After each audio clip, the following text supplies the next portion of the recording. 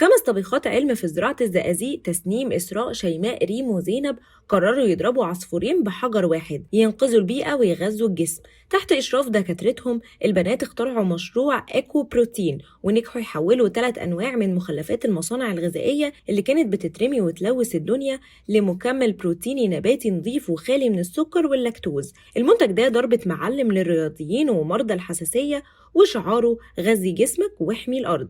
البنات دلوقتي بيدوروا على مستثمر ذكي يمول الحلم ويطلع بالمنتج للنور عشان يثبتوا إن الفضلات ممكن تتحول لطاقة وصحة بأيادي مصرية 100%.